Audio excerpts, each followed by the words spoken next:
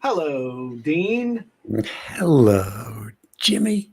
So today we're talking about hooks for books with hooks, and hooks for books. sounds like Books. sounds like Dr. Seuss' latest. I know. So hook the book with a hook. So let's talk about book hooks. What makes a good book hook, in your opinion, Dino? You've written a little sales copy for a few books here and there. What's a good hook for a book? I would say the same thing that makes a great hook for a sales copy or an email subject line or an ad, anything. What is the promise? What's the big benefit? Does it have as a result that is going to fulfill your target audience's core desire? Oh, well, this almost sounds like a cop out. Like, there you go. What's up, Crystal? So, okay, give me an example. Okay. Yeah. Copywriting secrets. Nope. Nope. Nope. Nope. That's my book. Keep my book's name out your mouth. How about the Bible? Okay, what's the hook for a Bible? Oh man. Well, everything's inherent in it. This is the answer. This is your direct line to God. To heaven. Okay, the old salvation play. Is that what I'm hearing? That's the big result. If you're someone who believes in a heaven or something outside yourself, that after this life something else is going to be better, oh my gosh, give me that. I'll take two. I will take two. Do you have a buy one get one? Because I know my wife's getting it, and I'm a little worried about me. But Oh, no. I'm with her. No, I'm with her. I'm with her. Unless you are her savior. There's one to a box, my friend. That's the way we package them here. That's right. All right. Well, the hook. I'm looking at my right. To my right here. You're looking to the left. Dan Kennedy. So to my right, your left. Okay. Oh, okay. The official Get Rich Guide to Information Marketing. There's a hook. It tells you exactly what it is. If you're not in the market for something like this, you're either attracted or repelled, one or the other. There's no in between because there ain't no money in the middle, as you would say. So I have one: Marketing to the Affluent. No holds barred. Take no prisoners guide to getting really rich. I see a theme with his books. Oh, yes. Here's another one. Ruthless management of people and profits. Here's one. Here's a new one. I'm in the middle of reading this one. This is one of the better hooks I've seen in a long time. Mm-hmm. So if he gets a bunch of sales from this, he owes me an affiliate commission. The definitive guide to TikTok advertising. That's not the hook. Want to see the hook? Yep. Move it up. How to access 1 billion people in 10 minutes. That's a hook. Yep. I would have led with that. Okay. Well, he didn't. Okay. No, he didn't.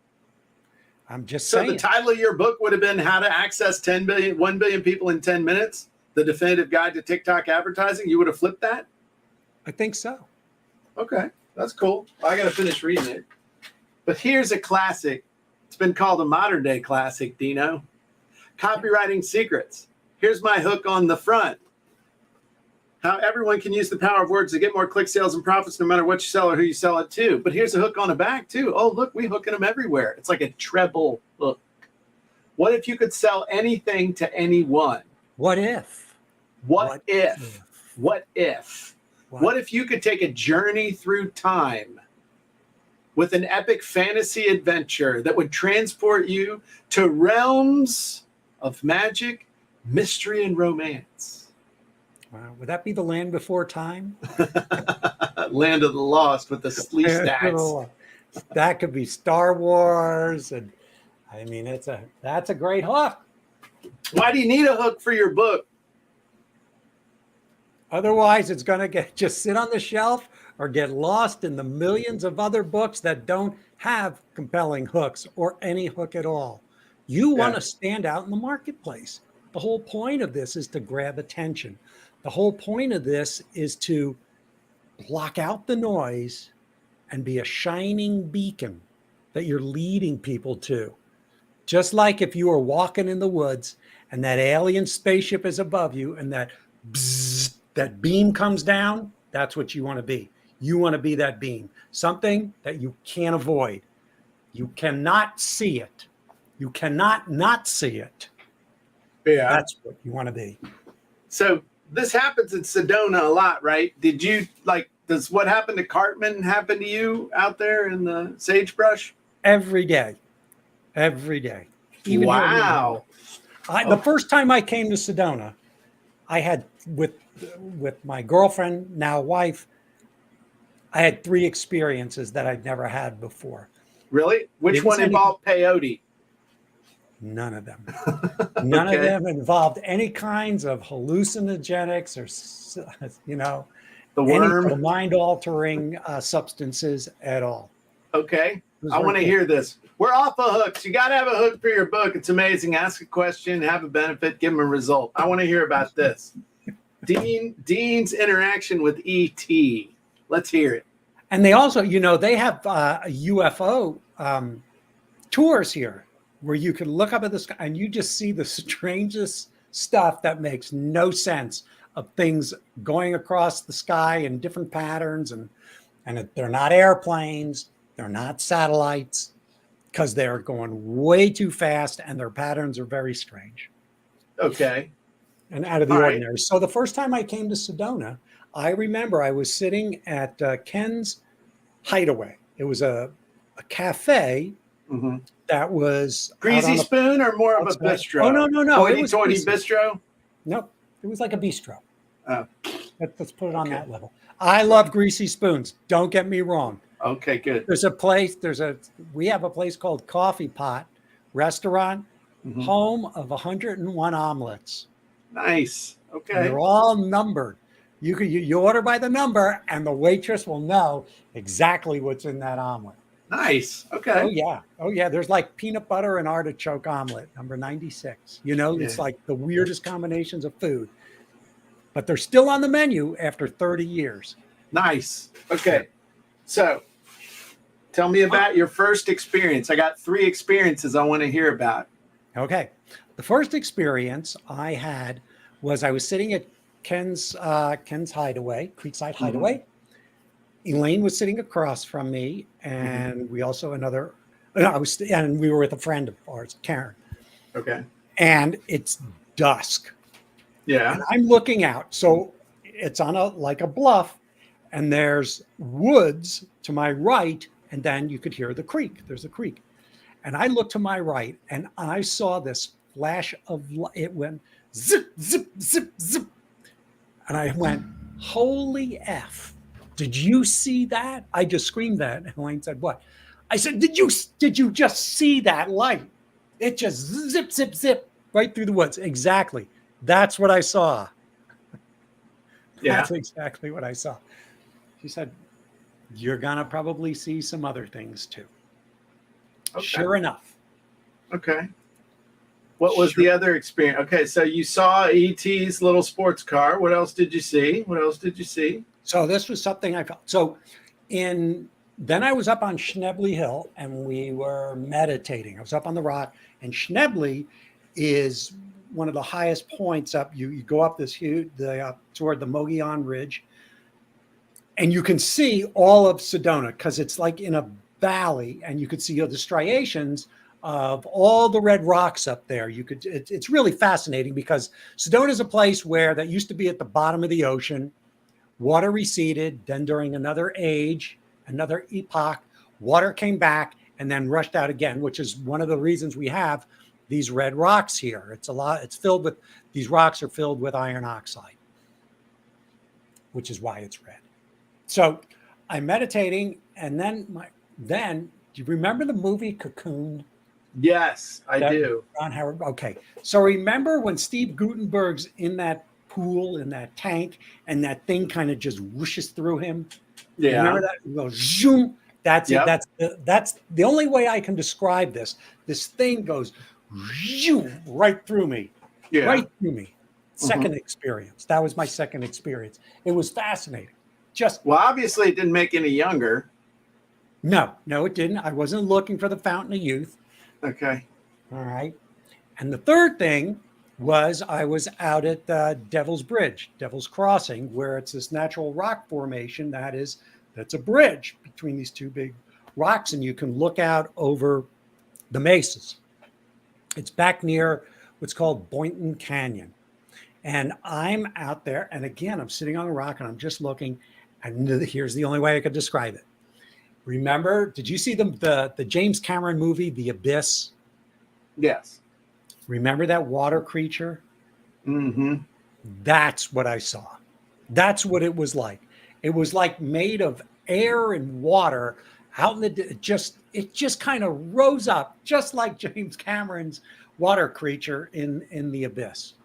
Three times in a week, I had these, I can't consider them, they were extra fill in the blank experiences, extra sensory experiences. Let's put it that way. Okay. And this is before you moved to Sedona. Before I moved to Sedona, I'll tell you when it was. It was in May of 93. And Elaine, I brought Elaine here for her birthday. We've been dating almost a year. And she said, you have to see this place, Sedona. And she just kept talking it up and going, okay, it can't be as great as you're describing it, because you know what, people just build things up, and then it never meets your expectations. This exceeded my expectations because I'd never seen country like this before. I've never seen topography like this before. Amazing, just amazing. So, and then in 2001, we moved here. And we always have people, we're out on the trails because people come to the Sedona for the vortexes. So we're out on vortex. The vortex is their energy center. So the best way to describe that, you know, like in Russia where they had those huge, the crop circles and all the trees kind of went away. Yeah. That would be an energy vortex. In Close Encounters of the Third Kind, remember that big rock formation? That's a vortex. Yep, that's an energy vortex. Sedona is an energy vortex. There are these centers and places on the earth that just resonate their own special frequency. Okay. Terry Which still is gets why, pissed at me when we have which mashed is why potatoes. you kind of see these things happening. Okay. Terry still gets mad at me when we have mashed potatoes and I keep trying to make that rock formation. No. She's mad at you because you don't act on it and leave the house to find it. That's true. For weeks and weeks and months at a time. Yeah, that's why she's mad. She's mad I'm still here, huh? Okay. I would stop playing with your mashed potatoes. Do something about them, Jim. Go on a walkabout. Yes. So get your didgeridoo and go. Interestingly, I like it. Have you ever had an experience that you can't explain but go, that happened? That was real.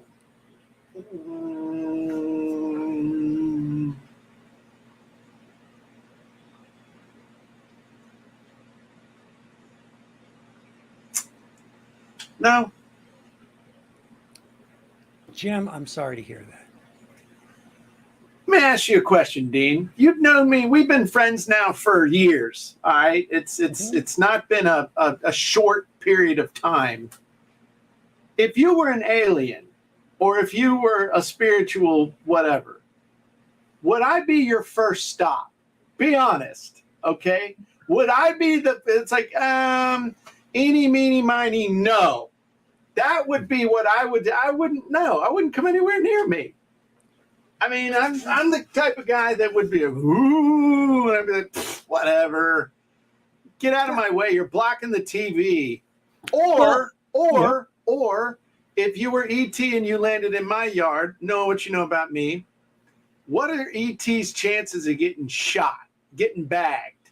Oh, pretty quick. Yeah. Good. because I'm figuring there's money in it. That little brown guy with the loose skin is going to make an amazing mounted trophy over my fireplace. You're a You know? zookeeper. That's what you are. It's the historian in me. I want to preserve this stuff for people. You know, we're losing viewers like left and right, dude. We're down to like nobody. Nobody cares. I don't care. We're having fun. I haven't talked to you in a while. So pretty cool. But no, I've never had a thing like that. And then Vicky says, and then there's the flamethrower. Oh my God. UFO Lance out here. I come screaming out in a pair of tighty whities with the flamethrower screaming, get off my lawn. I just put that seed down. Okay. Most important event in human history happens on my lawn, and I'm running out there like it's a trailer park. Worried about your grass. Yeah. They're never coming. Not coming here. It's not going to happen. It only happens to the special people. So anyway, that's why you need to have a hook for your book. Yeah. You got to have an interesting story to tell.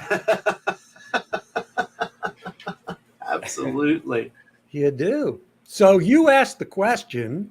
Is there a specific answer you were looking for when you asked it? Well, I think if we're not really looking for a specific answer, other than most people don't have a hook for their book. They don't have a hook on their book. Their title is something that they've put out there to, I don't know, because they thought of it and they thought it was amazing and they fell in love with it and they wanted to go with it. The back cover, the back cover copy sucks. They don't treat it like sales copy. They treat it like a resume. Or something else. And what you got to understand is that this is sales copy, front and back. Here's your headline, and then you got a sub headline, and then on the back needs to be a sales letter. You got to have a headline, got to tell a story, got to make an offer. Tell people to go buy the book. Tell people to buy the book on the book. But nobody does it. It's very frustrating. So that's why I bring it up. And that goes for fiction as well. Fiction, everything. You're asking somebody to buy something. Yeah. So anyway, that's what I thought was important. But I thought our digression to the discussion of your outer body experiences at Skinwalker Ranch or wherever you were, Blind Frog Ranch or whatever. Are any of those things near you? No, they don't even exist. There's Schnebley Hill, there's Boynton Canyon, and I was at the Y in West Sedona.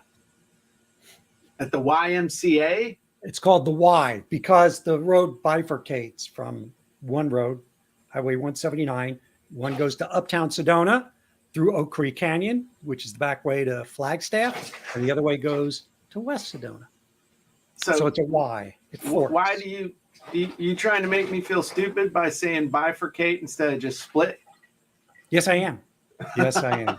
Okay, good. Well, it's easy, isn't it? Okay, well, let's put a period on that one.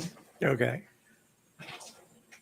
And just for fun, for the last few minutes that we're together, one of the other notes I had of what we could talk about was comedy hooks.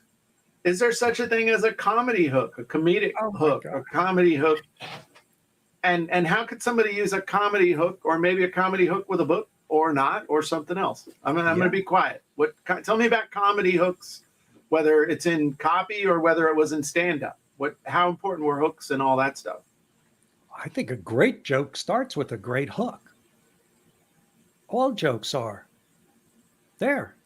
I mean, you tell a joke, it's like the farmer's daughter. Have you heard the one? I mean, you just have to say the farmer's daughter.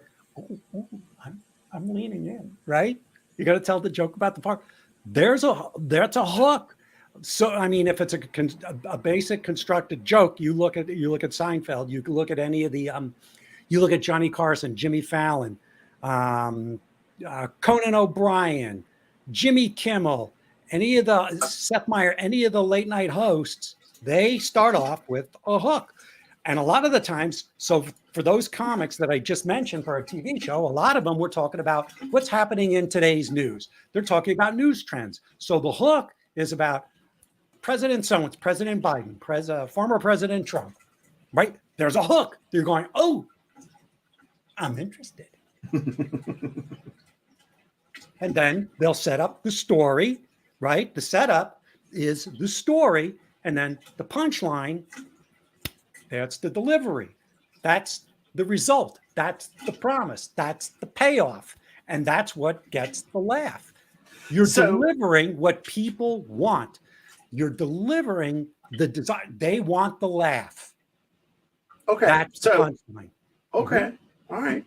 So did you go to comedian school?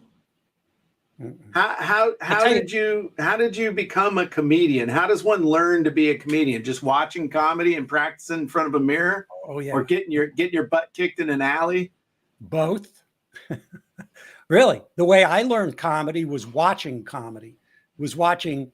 I remember when I was a little kid, so it would be watching Laurel and Hardy and The Little Rascals and Abbott and Costello, Jerry Lewis, those movies. That's how I want to do that.